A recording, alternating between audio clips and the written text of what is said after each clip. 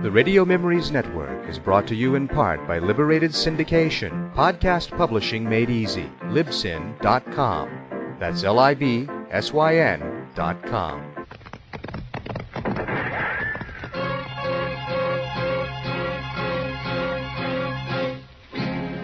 Around Dodge City and in the territory on West, there's just one way to handle the killers and the spoilers, and that's with a U.S. Marshal and the smell of Gunsmoke.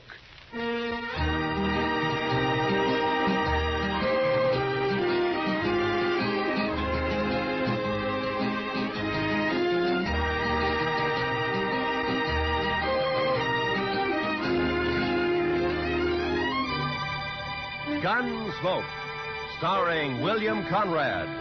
The story of the violence that moved west with young America. The story of a man who moved with it. Matt Dillon, United States Marshal.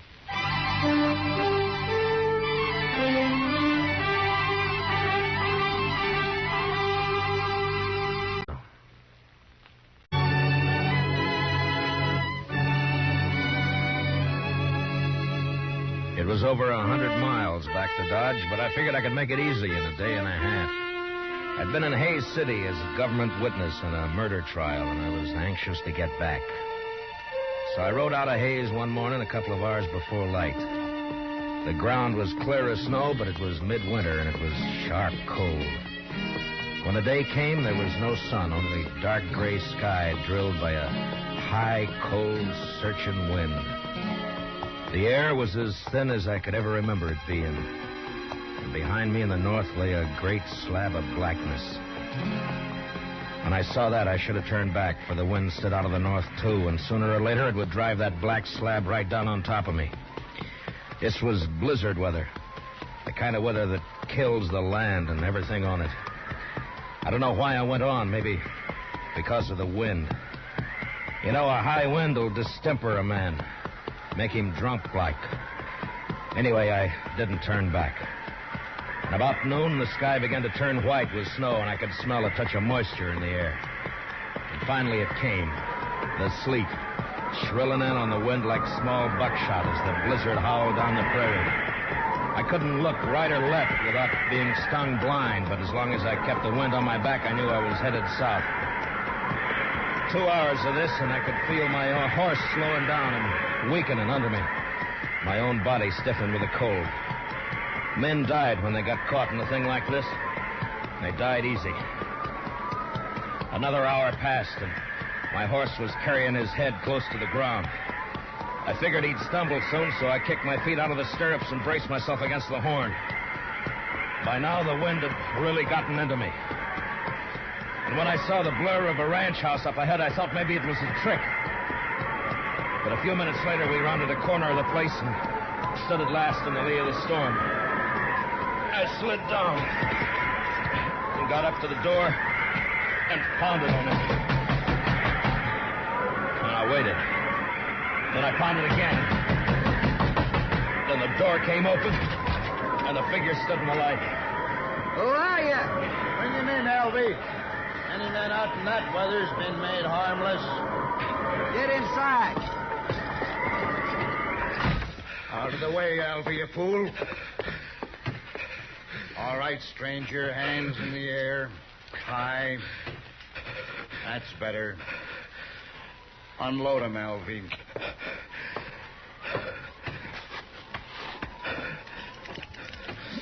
Nice gun, Hack. Real nice gun. Shut up. Now, take him down, stranger. You can come up to the stove now, but don't try nothing. I'll cut you in half with buckshot. He was a burly man with flushed cheeks and a wild red beard and a great shock of red hair. Even his hands and fingers bristled with it. He sat on a stool by the stove, a shotgun across his knees. And his eyes never left me. The other one, Alvy, had a body of an underfed boy, but he was completely bald, and his skin was tight and dry. He looked like a naked skull. And his eyes, well, something had touched Alvy. You look half froze, stranger. You must have wanted something real bad to go out in weather like this. I never saw him around here before, Hack. He's a stranger, Alfie. He don't belong around here. Of course, we don't know anybody, but I seen a few, and I never seen him before. Maybe he's seen you, Alfie, somewhere. Not me. He never saw me nowhere. How do you know that? Maybe he was just looking for some cows and got lost in the storm. You're just a kid, Alfie. I always said you don't know much. Belle! Belle, get on out here. She was a pretty girl, but with a dark, half-wild look that I'd never seen before in a woman. Her eyes jumped from man to man and then came to rest on me, fixed and curious. And then after a moment, she looked away and moved into a chair across the room. Supper ready, Belle? It's awful cold out. You recognize him, Belle? You ever see him before? No. You're sure now? Maybe Hayes City. Maybe you saw him up there sometime. I don't know him. You're sure? Yes. If you're lying to me, you know what I'll do to you. I never saw him before. He come in here half froze, right out of the blizzard. Must have been looking for some cows and got lost. Shut up, Alfie. We don't know what he's doing here, Belle. Why shouldn't a man get out of the storm? Even in here. That's enough. All right, stranger, we never saw you before. We don't know who you are. And as soon as I think you're lying, I'm going to blow a big hole in you. What about my horse? I'd like to put him in the barn if you've got one. Alfie? Oh, now, Hack, I ain't going out there. I'd freeze. And the horse will freeze if you don't. It's his horse. We might need it. Go on, Alfie, before I get cross. All right, I'll go. I don't know why that horse is so important.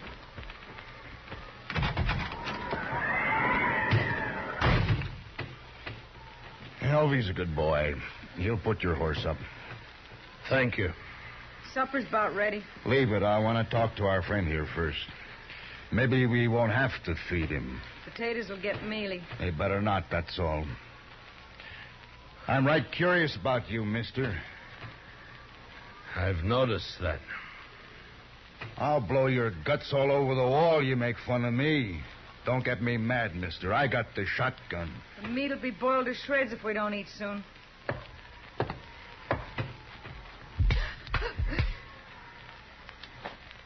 You just won't understand any other way, will you, Belle? What is it you want to know about me? I can tell, mister, I can handle you easy now. What do you mean?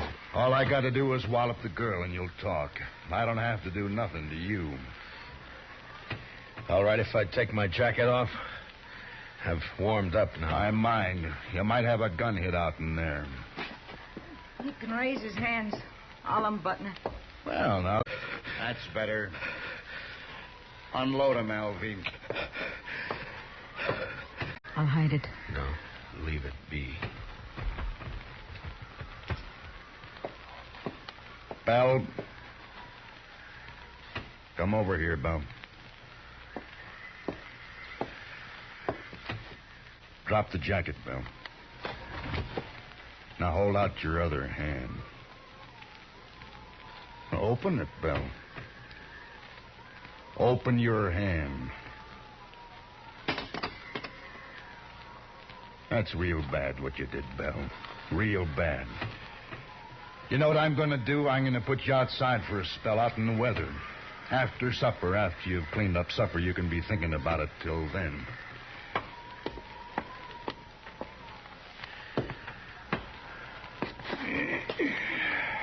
United States Marshal. You're in bad company, Marshal. You shouldn't have come here. Oh? It looks to me like I sort of struck gold coming here. Now, why do you talk like that, Marshal? I still got the shotgun. Let me get that stove. Seems like it's getting colder and colder. You didn't see any sign of nobody outside, did you, Alvy? What? Who? Somebody might have come along to cover the marshal here, it's all. Marshal? What marshal? Me. I'm a marshal, Alvy. Shoot him, Hack. Shoot him. Shut up and answer me. Was there sign of another horse, footprints, anything like that? Oh, I didn't see nothing. Maybe you didn't look. Would I have walked in here the way I did if I'd been after you people? Maybe your head got muddled with the cold. Where'd you ride from, Marshal? Hayes City. Left there this morning. It was a fool thing to do with a blizzard coming up. Maybe. Did you think you could get the jump on us easier in a storm? Was that it, Marshal? Yeah. You knew we'd be trying to keep cozy in here. I'm curious, Hack. What are you and Alvy on the run for? Don't you tell him, Hack. I don't trust him at all. Alvy, it'd be mighty dull without you, boy. Don't laugh at me, Hack. Now stop it. I don't like laughing. You know that, Hack. And don't you do it no more. I got ways. Yeah, I seen you and your ways. But don't try 'em on me, Alvy. Maybe I won't. Look, Alvy, now you don't understand. It's all right to tell the marshal about us. He ain't going nowhere. No? No, of course not. We'll kill him, Alvy. We'll kill him and bury him somewhere. Oh, sure. Now, why didn't I think of that? 'Cause I do the thinking for us, Alvy, that's why. Now, what was it you like to know, Marshal? Stop playing games, Hack. Me and Alvy are wanted for murder. Up in Cheyenne, Wyoming. Seems a mite unfair, though. We didn't aim to kill nobody. It just happened that way.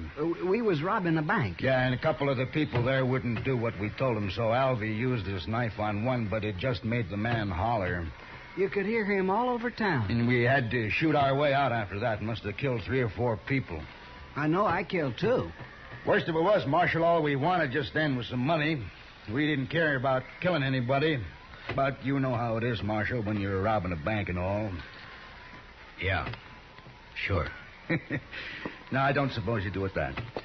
Anyway, we're wanted for murder, and we didn't even get any money. Nary a dollar. So we rode out here and lighted for a spell. I see. What about Belle? And whose place is this, anyway? It's my place, now that Pa's gone. You mean you were living here alone? No. They killed your pa, is that it? Yes. How long ago? I don't know. Maybe a month. Yeah, it's been about a month, hasn't it, Alvy? 35 days. There, you see? Alvy always knows just how long everything's been.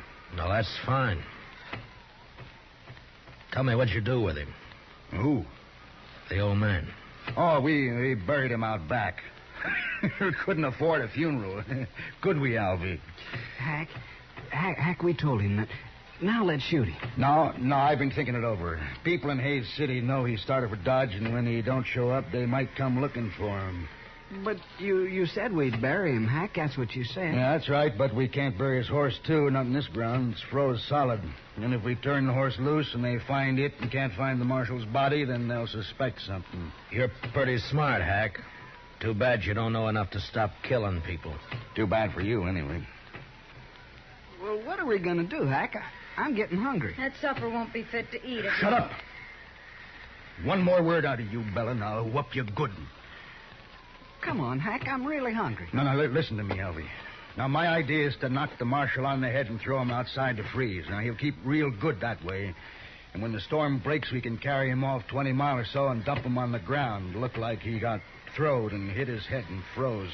Oh, that's fine, Hack. That's just fine. Then we'll break his horse's leg, make it easier for them to find him.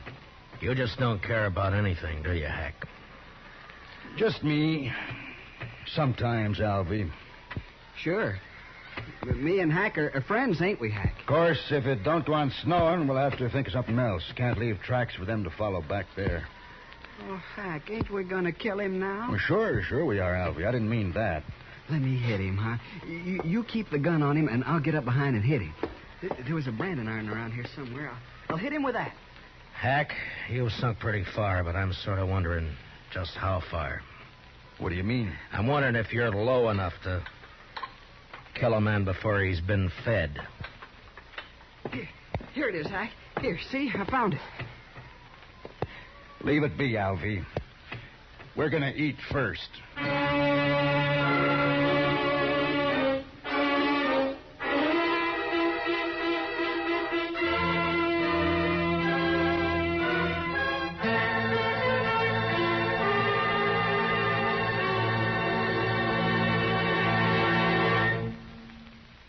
We will return for the second act of Gunsmoke in just a moment. But first, this Sunday night, Lionel Barrymore is your host and Joseph Cotton the star on Sunday Night Playhouse's gripping historic drama based on the life of Peter Marshall.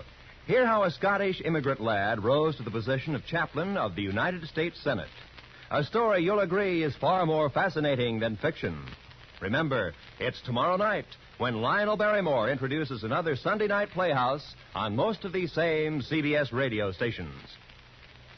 Now for the second act of Gunsmoke.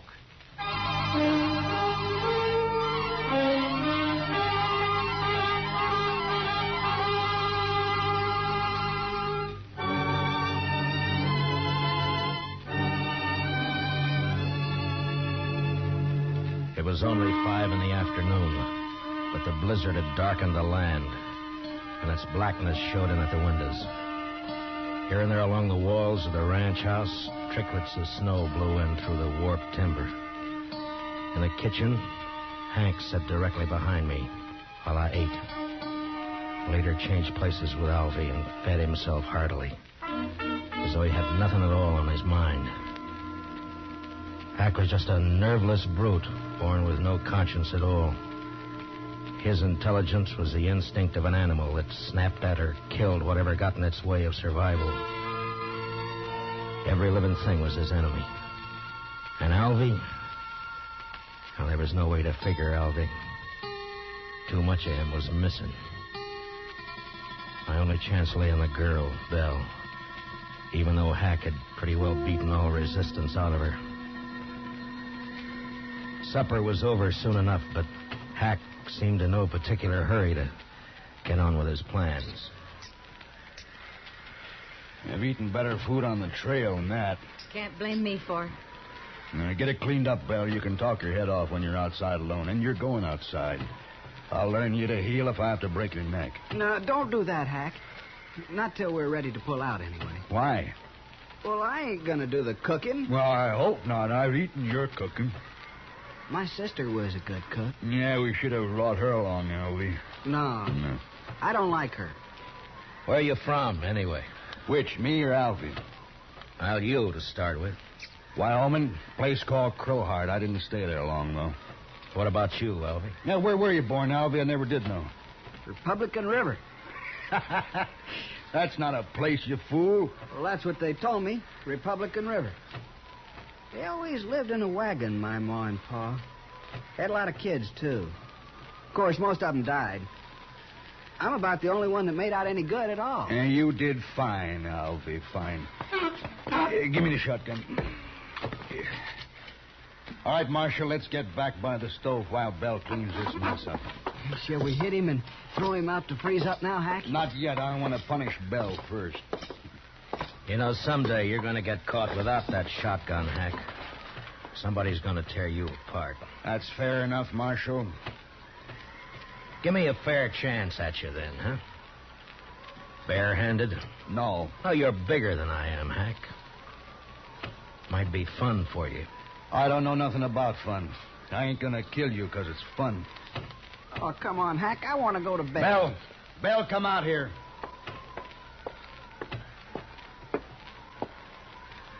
Get outside like I told you. And don't open that door so wide you'll blow the lamp out.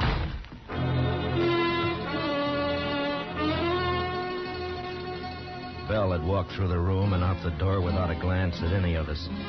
I figured she'd go down to the barn where she'd be all right for a little while anyway.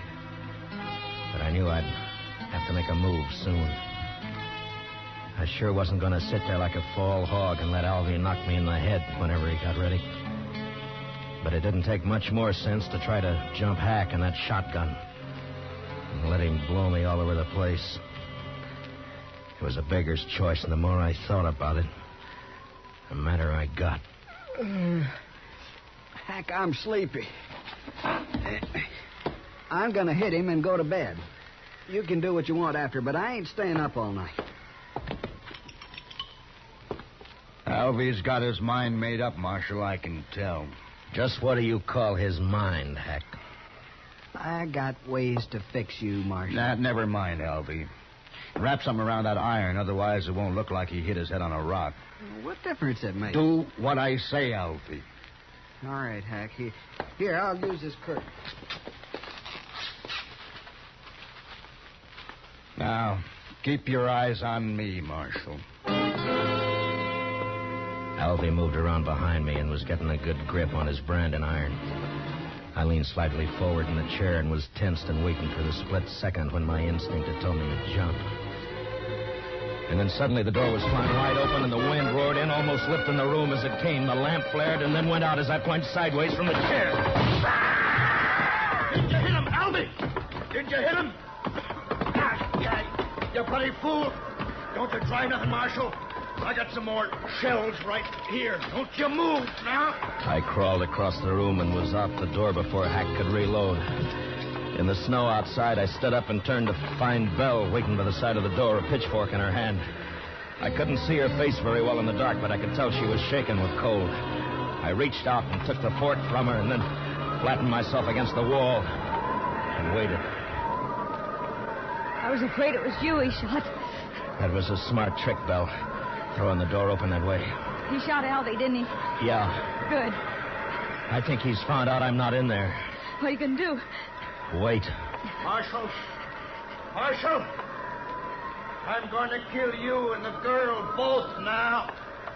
I waited, praying he'd come through the door before my hands got too cold to hold the pitchfork. And finally, the barrel of the shotgun appeared waist high and began to focus way around in our direction. It was stupid of him, but a man behind a gun often gets a false sense of power. I let him shove it out 3 or 4 inches, and then I slammed down on it. Then I jumped into the room. Hack tried to club me with a gun, but he missed. And I got in under him with a fork and lifted him off his feet. And he struggled for a moment like a speared fish and then went limp. And I let him fall. One of the prongs had reached his heart.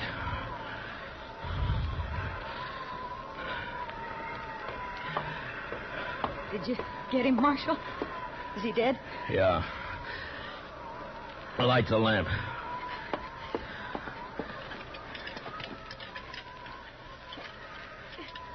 I can't do it, Marshal. My fingers are too stiff. Here, I'll do it.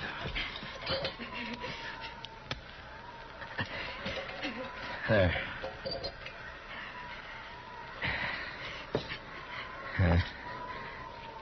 Quite a mess in here. Why don't you wait in the kitchen, Belle? I'm all right, Marshal. But I can't help you much till I get warmed up some. Well, then, you stay by the stove, huh? I'll lug these people outside. Thank you, Marshal.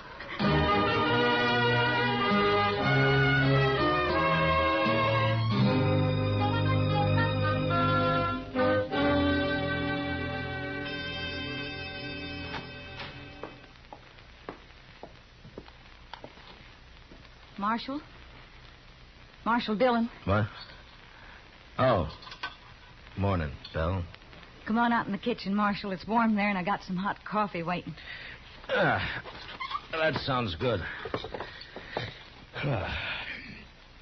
Say, it looks like the storm's lifted. It has. The wind's gone, but it's mighty cold out. Well, I don't mind the cold. It's that wind that breaks a man down. There. Get some of that in you.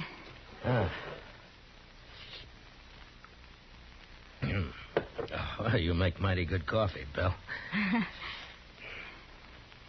Tell me something, Marshal. Hmm? Tell me the truth now. Oh, sure, Belle. What is it? Are you married? I'd make a poor husband, Belle, for any woman. Why? Well, in my profession, it's too chancy. Thank you, Marshal. Thanks for putting it that way. Now, Belle, I didn't mean... Forget it. I'm leaving this place, Marshal. What? As soon as you go, I've packed what I need, and I'm clearing off. Where'll you go? I got 3 horses. I'll ride up to Hayes City and sell them. Then what? I'll buy some pretty clothes and And I'll find a place. Won't be hard after this. I wish I could help you, Belle. You have. Oh, but I mean... I can take care of myself, Marshal. I just want to get away from here, that's all. Sure. I'll stop at the nearest ranch and tell the men to come over here and take care of Hack and Alvy as soon as it warms up. Whatever you like, Marshal. Well, goodbye, Belle. Goodbye, Marshal. Look me up in Hayes City next time you're there. Sure. Sure I will. But, Belle, don't let all this make you bitter. There are a lot of good men in the world. So they say. So long, Marshal.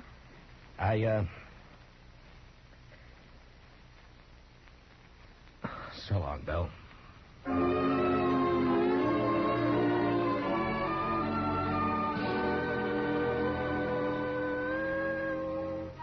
A few minutes later, I'd saddled up and was on the trail to Dodge. The sky was low and a slate gray all over, but there was no wind. The blizzard had gone, leaving the land still and white and bitter cold. There wasn't a sign of life anywhere. It was like riding through a vast tomb. I found myself feeling like a trespasser, as though something had gone wrong. And I wasn't supposed to be there at all.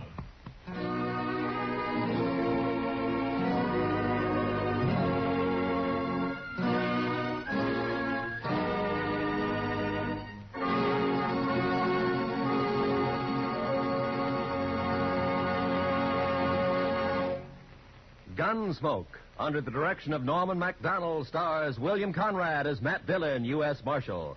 Tonight's story was specially written for Gunsmoke by John Meston, with music composed and conducted by Rex Corey. Featured in the cast were John Daner as Hack, Harry Bartell as Alvy, and Vivi Janis as Belle. Gunsmoke is heard by our troops overseas through the facilities of the Armed Forces Radio Service. Join us again next week as Matt Dillon, U.S. Marshal, fights to bring law and order out of the wild violence of the West in Gunsmoke.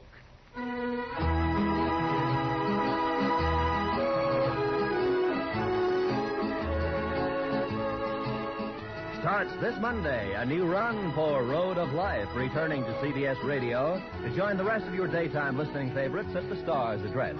Road of Life, telling the day-to-day story of surgeon scientist Dr. Jim Brent, will keep your interest at a high point every Monday through Friday on most of these same stations. Remember, starting this coming Monday, Road of Life in its 16th year will be heard again on CBS Radio. Roy Rowan speaking. America now listens to 105 million radio sets and listens most to the CBS Radio Network.